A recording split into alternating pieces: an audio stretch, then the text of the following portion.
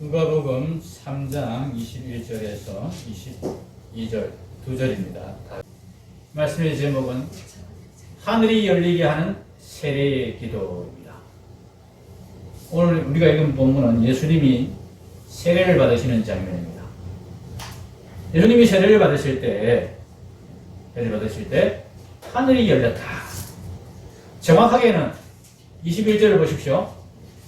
백성이 다 세례를 받을세 예수도 세례를 받으시고 그 다음에 뭐가 나옵니까?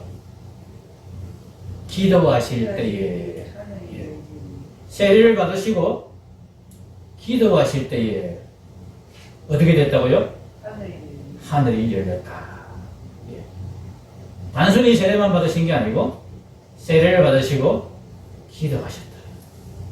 그럴 때에 하늘이 열렸다. 이렇게 이야기하고 있습니다. 예수님이 세례를 받으실 때 하늘이 열렸다. 세례를 받으신 것이 억지로 받으신 것이 아니고 강압적으로 받으신 것이 아니고 자발적으로 받으셨다는 뜻입니다. 기도하셨다는 뜻입니다. 예수님의 이 세례 받으실 때의 기도는 이 세례의 의미를 알고 세례의 의미를 하나님 앞에 받아들이겠다는 그런 서약의 기도였던 것입니다. 그렇게 기꺼이 이 세례를 받겠습니다. 이 세례를 제가 감당하겠습니다. 그렇게 기도하시며 세례를 받으셨을 때에 하늘이 열렸다. 하늘이 열려서 무슨 일이 일어났습니까? 22절 다시 한번 봅시다. 성령이 비둘기 같은 형체로 그의 위에 강림하시더니 하늘로부터 소리가 나기를 너는 내 사랑하는 아들이라 내가 너를 기뻐하노라 하시니라. 너는 이 강조되어 있습니다. 원래 헬라나 히브리어는 주어가 동사에 포함되어 있어서 주어를 따로 쓰지 않습니다. 문장에서. 그런데 주어를 여기서는 따로 특별히 더 썼습니다. 너라는 주어가 두 번 나오는 거예요.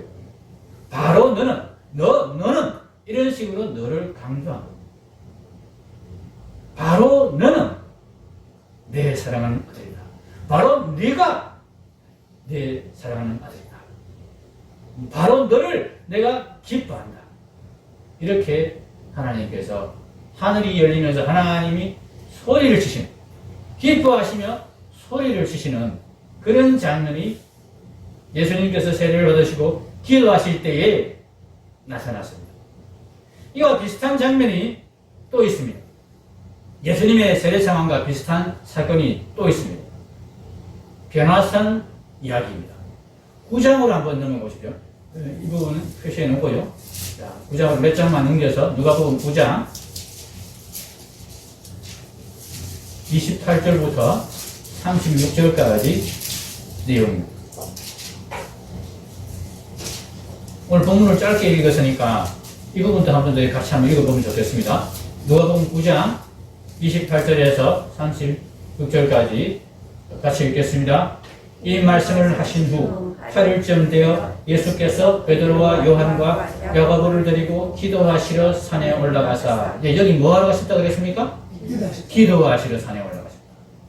여기도 또 기도가 나오지요. 계속 읽겠습니다. 기도하실 때에 용모가 변화되고 그 옷이 휘어져 광채가 나더라. 문득 두 사람이 예수와 함께 말하니 이는 모세와 엘리야라. 영광 중에 나타나서 장차 예수께서 예루살렘에서 별세하실 것을 말할세.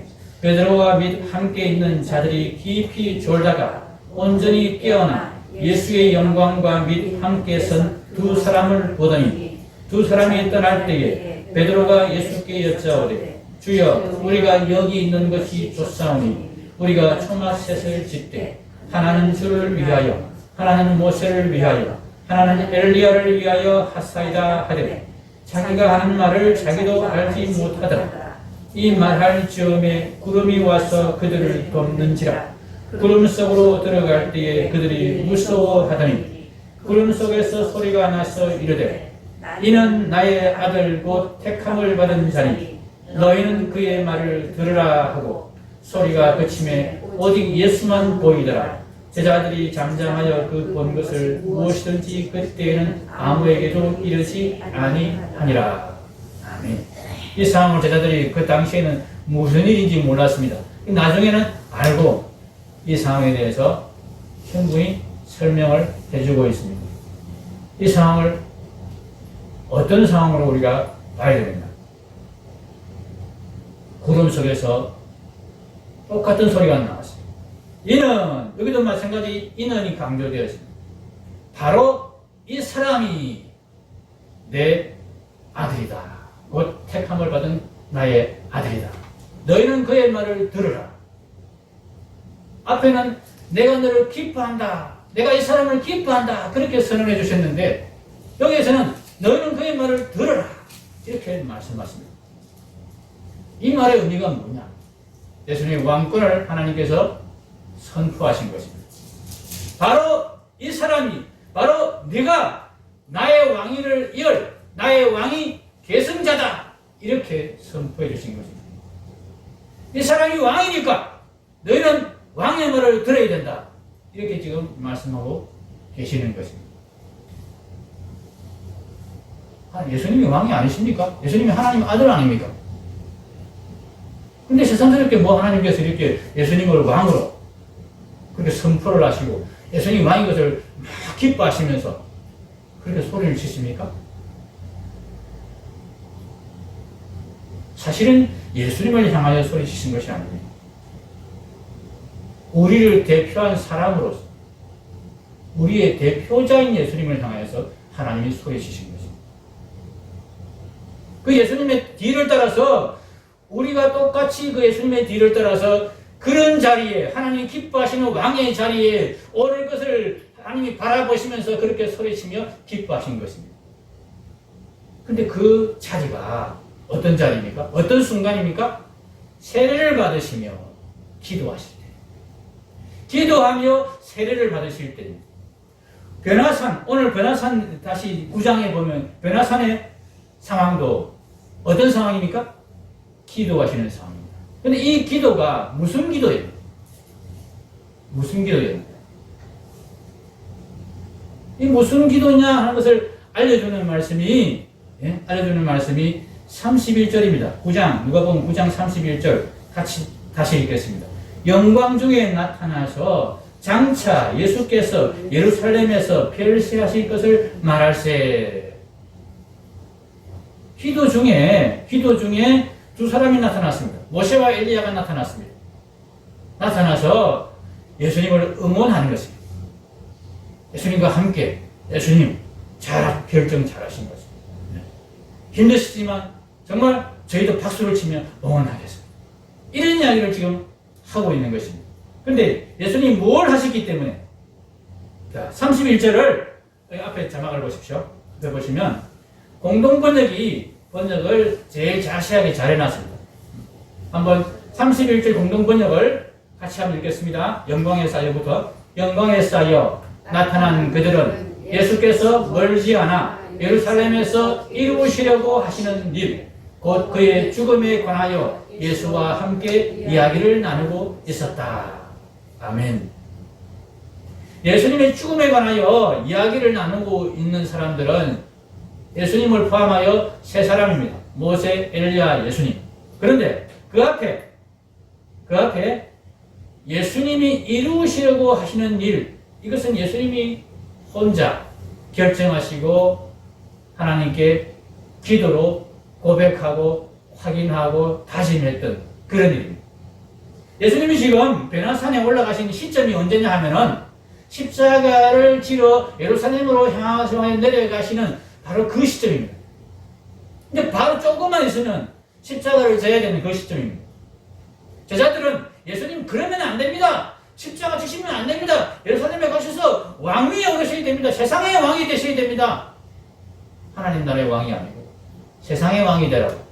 그래서 자기들은 장관 해먹겠다고 그렇게 막 제자들이 싸우고 다투고 하던 그 상황에서 예수님은 십자가를 향하여서 계속 마음을 다지면서 나아가고 계셨던 것입니다. 그러면서 이 산에 올라서 또 기도하시는데 마지막으로 이 십자가를 다시 확인하는 그런 기도를 하신 것입니다. 하나님, 제가 이 십자가를 기꺼이 지겠습니다. 마음이 흔들리지 않도록 붙잡아 주십시오. 예수님은 우리와 똑같은 육체와 똑같은 연약함을 가지고 이 땅에서 사셨습니다. 하나님이셨지만 이 땅에 사실 때는 우리와 똑같은 인간으로 사셨다는 이야기입니다.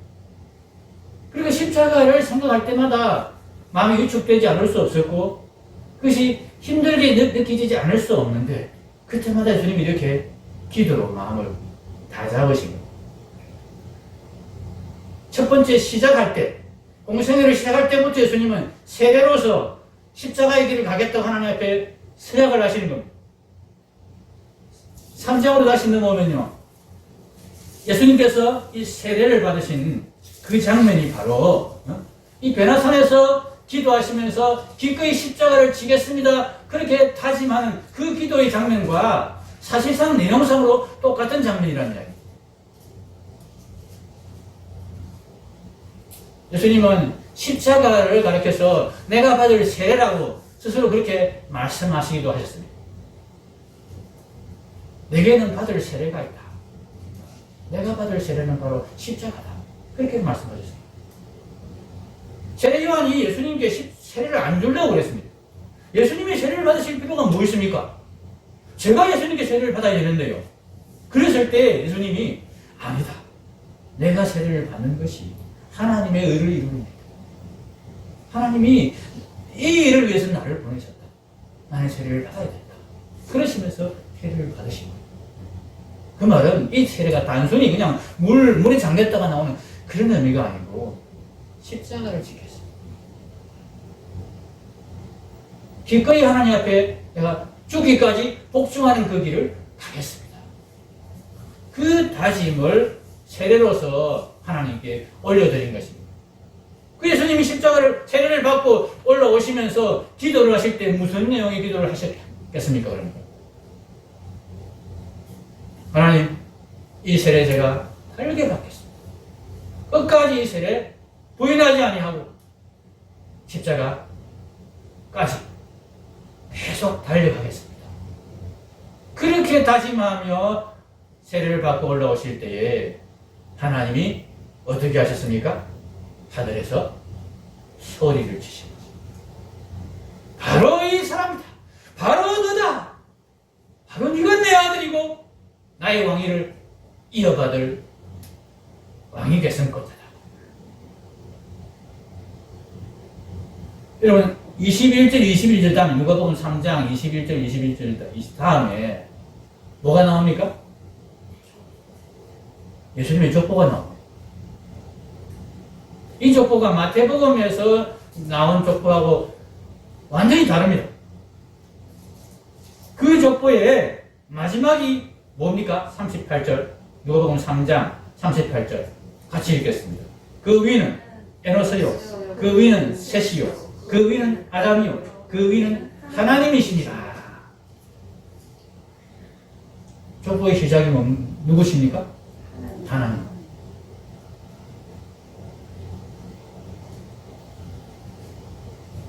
이게 무슨 말이냐?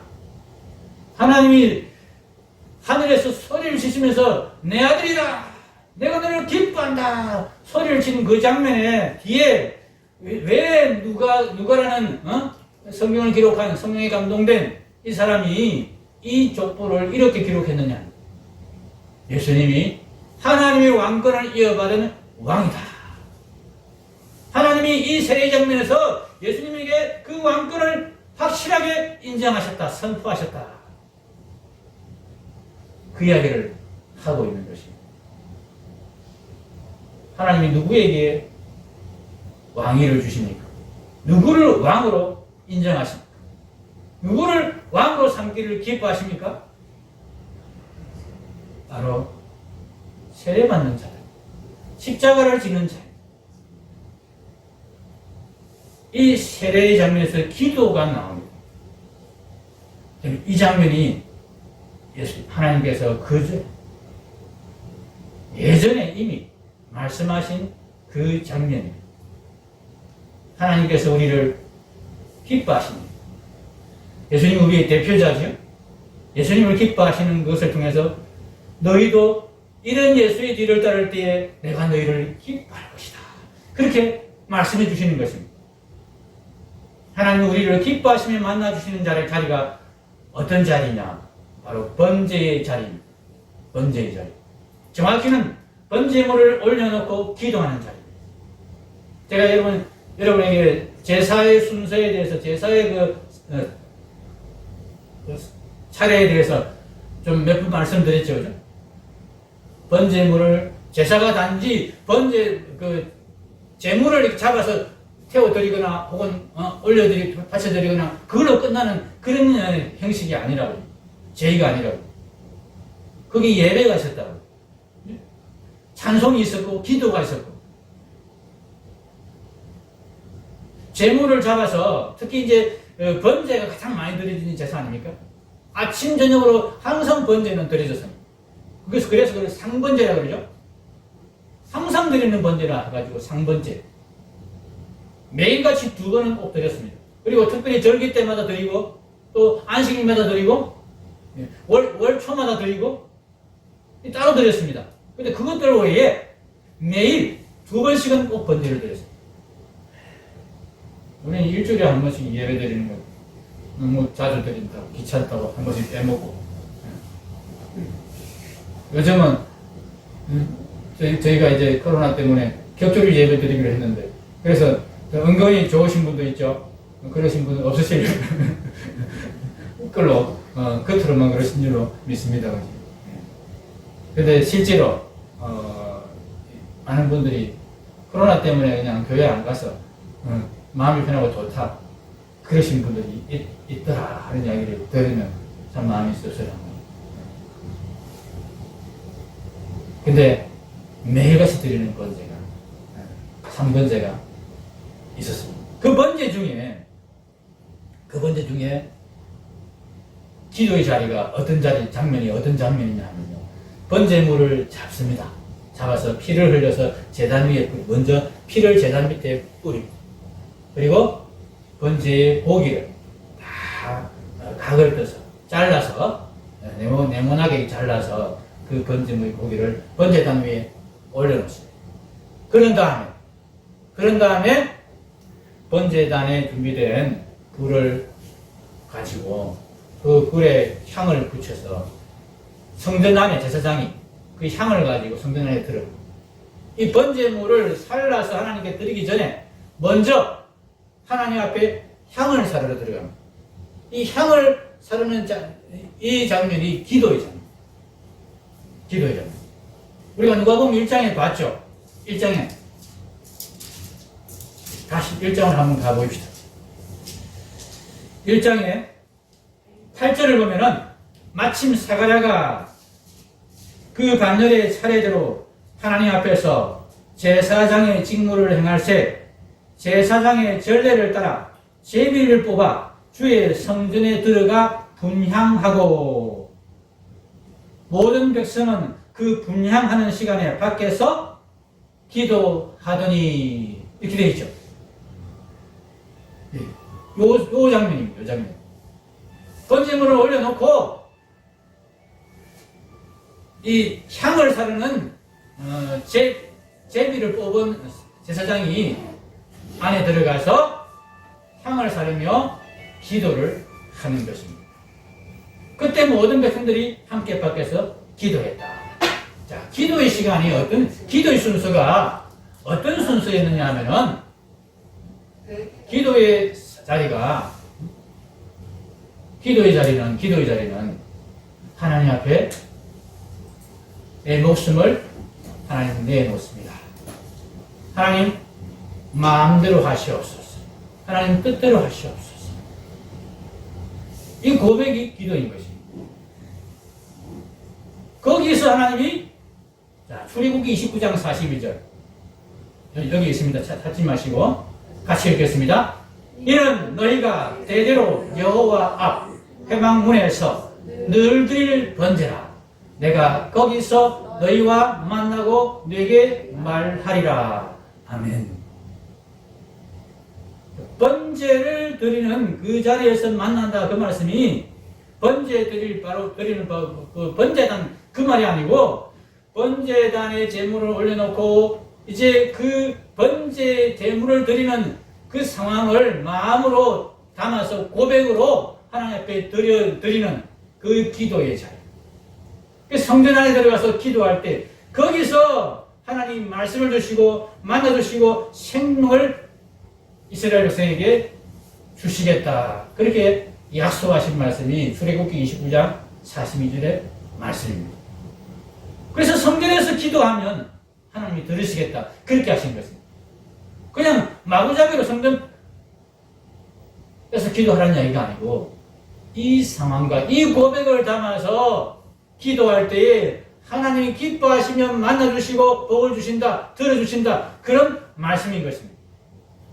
바로 세례의 자리에서 기도할 때에 바로 베나산에서 그렇게 십자가를 지겠다는 결심을 하시며 기도하실 때에 또 위에 가운데 보면 저희가 빨갛게 표시한 부분이 있죠.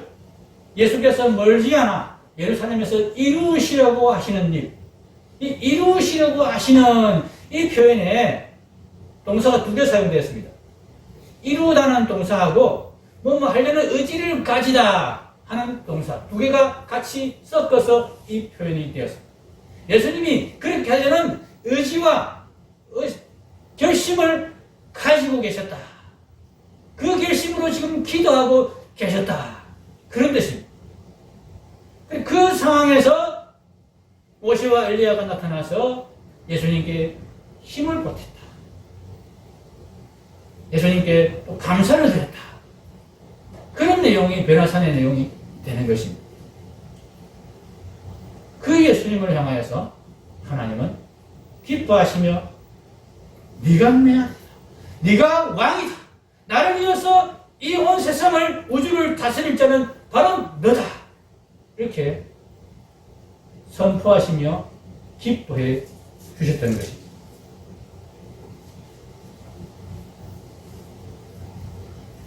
하나님이 우리에게 정말 좋은 것을 주셨습니다. 온 세상을 주셨습니다. 그런데 지금 우리가 사는 이 세상의 삶은 참으로 고달프기가 짝이 없습니다. 힘들기가 짝이 없습니다. 때로 즐거운 일도 있고 때로 좋은 일도 있고 행복한 시간도 있습니다만 그나마도 어떻습니까? 곧 끝나버립니다. 얼마 되지 못합니다. 잠시일 뿐입니다. 그 얼마 남지 않은 시간들을 어떻게든 즐겁게 보내려고 행복하게 지내려고 다둥거려 보지만은 항상 우리 마음에 불안이 있습니다. 곧 끝날 때. 언젠가는 끝날 때. 참 사랑스러운 자녀들, 사랑스러운 내 가족들, 영원히 헤어지기 싫은데, 계속 내 마음에 담고 살고 싶은데, 어느 날 그것이 나의 죽음과 함께 아무것도 아니게 되는 그 순간이 온다는 생각을 하면 정말 가슴이 답답하지.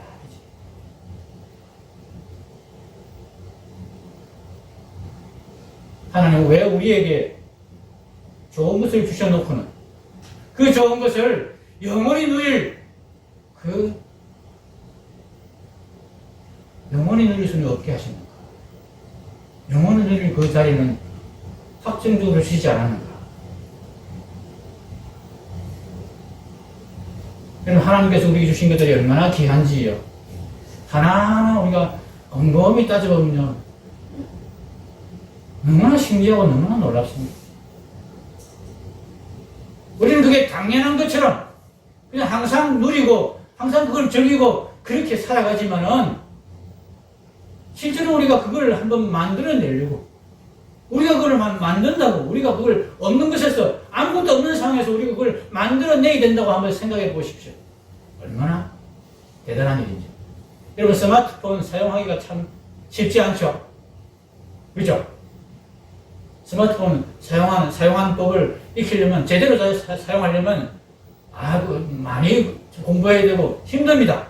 그 제대로 사용하는 사람 보면 부럽고, 야, 뭐 대단하네. 특히 나이 드신 분들이 스마트폰을 잘 사용하면 정말 우리가 박수를 치지 않습니까? 우리에게는 그런 대단한 능력이 있습니다. 그죠? 그런데 그 대단한 능력과 만들어낸 능력하고 한번 비교 한번 해보십시오.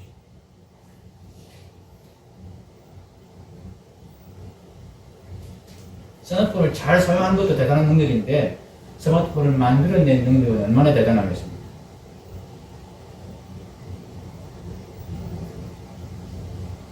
스마트폰을 만들 수 있는 원리와 기본 물질을 만들어 주신 하나님의 능력은 얼마나 또 더 대단하겠습니까? 사람이 스마트폰을 사용합니다. 그 스마트폰을 또 만든 사람이 있습니다. 근데 이 만든 사람은 사실은 없는 데서 만든 것이 아닙니다. 이미 스마트폰이 작동하는 원리나 스마트폰을 만들 수 있는 기본 물질 재료들이 다 준비되어 있는 상황에서 그 원리를 발견하고 그것들을 이렇게 갖다 붙여서 끌어 모아서 그냥 만든 것 뿐입니다. 있는 것을 이렇게 주워 모은 것 뿐입니다. 그것만 대단하다 하지 않습니까? 대단한 발견이라고 그러고 대단한 지혜라고 그러지 않습니까? 근데 없는 데서 그런 원리들을 만들어서 그런 물질들을 기본 물질들을 만들어서 우리에게 주신 하나님의 그 능력과 지혜는 얼마나 대단한 것이겠습니까? 그걸 하나님 우리에게 다 해주신 거예요. 엄청난 일을 해 놓으신 거예요. 그 하나만 예를 들어도 그런데 우리가 살아가고 있는 숨쉬고 움직이고 우리가 누리고 입고 먹고 하는 모든 것들에 다 그런 대단한 하나님의 솜씨와 능력이 깃들어 있지 않습니까? 우리는 먹다 남은 밥, 음식 예사로 버려버리지만은 사실은 그 음식 조금은 남은 음식 그걸 우리가 만들어내야 된다고 생각하면 그것이 얼마나 귀한 건지 우리가 상상할 수 없을 정도로 그 귀한 가치가 있는 것입니다. 하나님이 우리에게 그런 것들을 정말 그렇게 먹고 버릴 수 있을 정도로 그렇게 우리에게 주셨어요. 그런 하나님께서 왜 우리가 그것을 계속 누릴 수 없게 만드셨는가? 여러분 이것을 생각해 봐야 돼요. 하나님 우리가 그것을 계속 누리기를 원하십니다. 영원히 누리기를 원하십니다. 하나님이 그렇게 애쓰면서 그렇게 놀랍게 만드신 이 세상과 우리의 생명을 하나님이 그냥 잠시 한 100년 살다가 끝내버릴 그런 생명과 세상으로 만드시지 않았을 것입니다. 그렇게 만드실 리가 없습니다. 그렇게 헛고생을, 헛수고를 하나님이 하실 리가 없습니다. 문제가 무엇입니까? 우리가 하나님께 주신 그것들을, 너무나 대단한 그것들을 하나님이 우리에게 바라고 하나님이 우리의 행복을 위해서 너희가 이것을 이렇게 사용해야 된다. 그렇게 말씀하시는 그 말씀을 귀담아 듣지 아니하고 내 마음대로, 내 욕심대로 사용하는 그 짓을 계속하기 때문에 하나님 우리에게 영원한 생명과 영원히 이 모든 것을 누릴 수 있는 것을 처음부터 확정해 주시지 않으신 것입니다. 하나님 보시는 것입니다. 너희가 이것을 계속 누리기 위해서는 너희가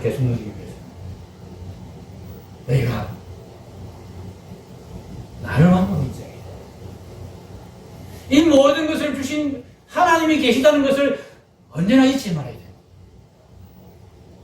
내가 이 모든 것을 만들어서 너희에게 줄 때 너희 유익을 위해서 만들어 줬는데 너희가 내 말대로 내 뜻을 따라서 너희에게 정말 유익되도록 이것을 사용할 수 있는 마음의 준비, 그게 돼야 된다. 그 마음의 준비가 뭡니까?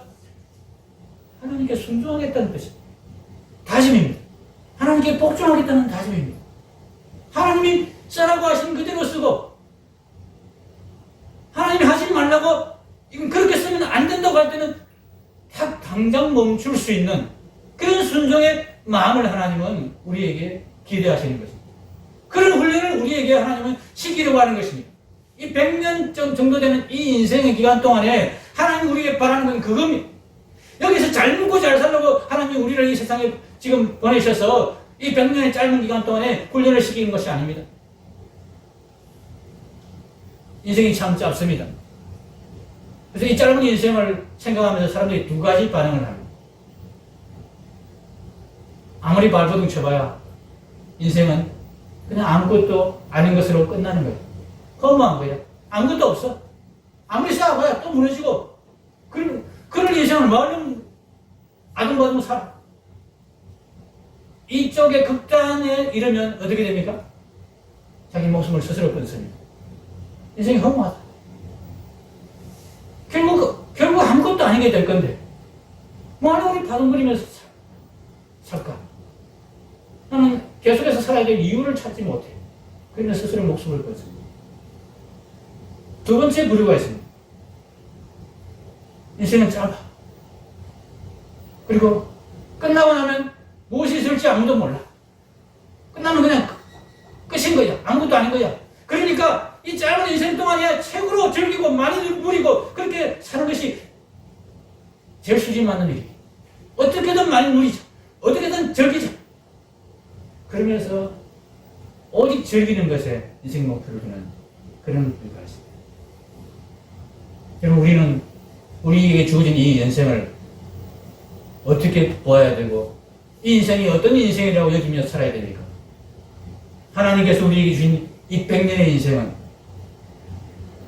영원한 하나님의 나라, 하나님의 주신 영원한 그 생명을 결정하기 위한, 그것을 선택하기 위한 훈련이요, 훈련기간이요, 준비기간입니다. 하나님이 우리에게 기회를 주신 것입니다. 내가 너희에게 이 좋은 것을, 너무나 귀한 것들을 내가 마지막에 너희에게 아직 보여주지 않은 것들도 많다.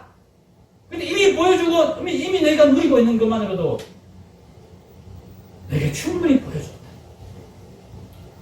자, 이것을 너희에게 내가 줄 것이다. 영원히 너희에게 줄 것이다. 너희를 내 자녀로 삼아서 나를 대신해서 이 온 세상을 다스리는 왕이 되게 해 줄 것이다.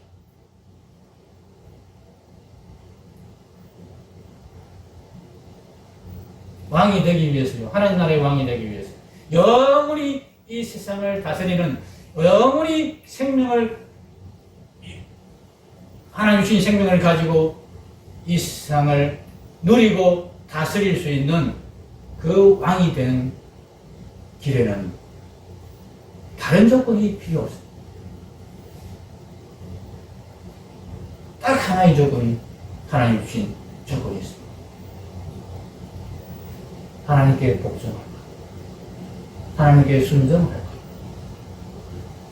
마음으로부터 하나님께 온전히 굴복할 것. 그래야 하나님이 그 사람에게 자기의 왕권을 다 이양해, 마음 놓고 이양해 주시는 거죠. 내 뜻에 따라서 네가 정말로 이 온 세상을 다스리고 세상을 정복해 나갈 준비가 되었구나 하시면서 그렇게 하실 것입니다. 하나님께서 다른 피조물에게는, 다른 중에는 이런 고난을 주시지 않습니다. 이런 특권을 주시지 않았습니다. 인간보다 더 힘이 세고 인간보다 더 지능이 높고 그런 동물들도 있습니다. 그럼에도 불구하고 그런 존재에는 이 다스림의 고난을 하나님이 나눠주시지 않았습니다. 그들에게 하나님은 요구하지 않습니다.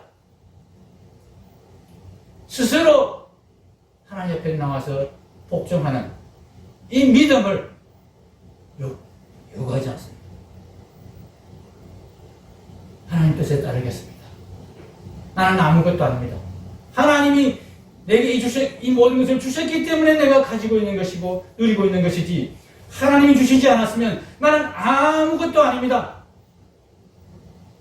이 고백을 하나님은 다른 동물들에게는 바라지 않습니다. 다른 피조물에게는 바라지 않습니다. 다른 피조물에게는 하나님이 그냥 본능을 주셔서 당연히 자기 기능만 수행하도록 그렇게 하십니다. 인간에게는 예외적으로 하나님이 다스리는 기능을 주셨습니다. 하나님을 대신하여서 다스리는 왕을 맡게 해주셨습니다. 그래서 하나님이 우리에게 요구하시는 것입니다. 내게 복종해라. 하나님 우리를 괴롭히려고 그렇게 하시는 것이 아닙니다. 하나님 우리를 혼내려고 그렇게 하시는 것이 아닙니다. 하나님을 대신해서 온 세상을, 하나님 만드신 이 온 우주를, 너무나 신명막측하고 너무나 기이한 이 세상을 나를 대신해서 다스릴 왕, 내 아들을 하나님은 찾고 계시는 것입니다. 그래서 하나님이 소리치시며 기뻐하셨습니다. 예수님이 그 첫 번째 길을 확실하게 그 길을 걸어 나가시겠다고 다짐하셨을 때, 그 길을 출발하셨을 때 하나님이 하늘에서 소리치며 기뻐하셨던 것입니다. 내 아들이다. 드디어 내 아들. 그 아들의 뒤를 따라서 또 다른 아들들이, 작은 아들들이 나타날 것을 보시면서 더 기뻐하셨을 것입니다. 이제 내가 너희들에게 내 모든 왕권을 맡겨줄 수 있겠구나.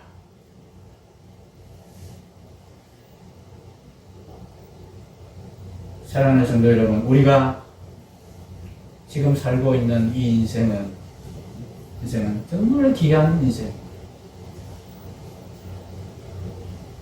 짧은 동안 많은 것을 누릴 수 있어서 귀한 인생이 아니고, 이 짧은 인생이 우리의 영원한 생명, 우리에게 일어날 참 놀라운 일들을 결정하는 인생이기 때문에 영원한 하나님 나라의 왕권을 우리에게 줄 수 있게 그렇게 결정하는 기회가 되기 때문에 우리의 인생이 정말 소중한 것입니다. 하나님 우리를 보며 기뻐하시는 그 자리로 우리가 나가면 좋겠습니다. 하나님 우리를 보시면서 내가 너에게 모든 걸 이제는 맡길 수도 있겠다. 네가 내 왕이다. 내 아들이다. 그래, 맞다. 바로 그거야. 그렇게 우리를 보며 하나님이 기뻐하시는 그 자리에 우리가 있으면 좋겠습니다. 하나님 앞에서 내가 뭔가 한 것처럼, 내가 뭔가 된 것처럼, 이건 내 거야. 그러면서 하나님이 주신 것을 내 거라고 우기는 그런 모습을 우리가 하나님 앞에 보이지 말았으면 좋겠습니다. 다 하나님 것입니다. 맞습니다. 하나님 것입니다. 그러니까 내가 마땅히 하나님 뜻에 따라서 생활하겠습니다. 세례가 이런 고백입니다. 나를 온전히 하나님께 드리는 고백. 번제가 그런 고백입니다. 전부 다 잡았어요. 죽였어요. 내 생각과 내 주장, 내 고집, 내 교만 다 죽여서 하나님을 내어놓는다. 하나님 마음대로 사용하십시오. 하나님 뜻대로 사용하십시오. 그럴 때 하나님께서 그래 내 마음대로 사용하고 그러면서 우리를 무슨 뭐 저기 땡벌이 시키고 그러시지 않습니다. 이미 우리에게 다 주시려고 온 세상을 다 만드신 거 아닙니까? 우리. 그런데 그것 가지고 엉뚱한 짓 하니까 하나님이 엉뚱한 짓 안 할 사람, 정말 바르게 이 하나님 만드신 온 세상을, 하나님 만드신 이 온 권력을 바르게 아름답게 행복하게 사용할 사람을 하나님이 찾고 계시는 것입니다. 그 한 사람을 찾았을 때 하나님이 이렇게 기뻐하신다. 이렇게 기뻐하신다. 내 아들이다. 내가 너를 사랑한다. 내가 너를 기뻐한다.